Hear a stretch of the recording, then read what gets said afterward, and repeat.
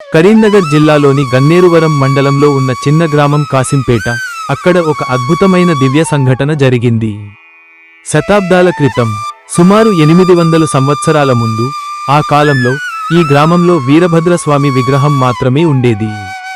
గ్రామస్తులు ఎంతో భక్తితో ఆ దేవుడిని పూజించేవారు. కాని ఒకరోజు ఆ విగ్రహం కాస్త పక్కకు ఒరిగినట్లు కనిపించింది. గ్రామ పెద్దలు సమావేశమై ఈ విగ్రహాన్ని మళ్లీ ప్రతిష్ఠిద్దాం అని నిర్ణయించారు. వీరభద్రస్వామి విగ్రహాన్ని జాగ్రత్తగా ఎత్తి తరలిస్తున్న సమయంలో అకస్మాత్తుగా ఒక ఆశ్చర్యకరమైన ఘటన జరిగింది.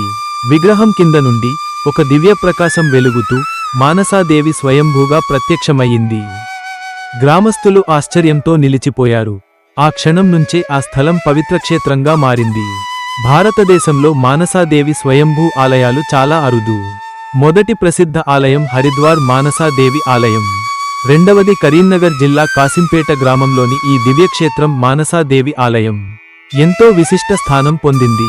ఈ ఆలయంలో మరో విశేషం ఏమిటంటే, అమ్మవారితో పాటు 108 శివలింగాలు మరియు నాగేంద్ర స్వామి విగ్రహాలు కూడా ఉన్నాయి.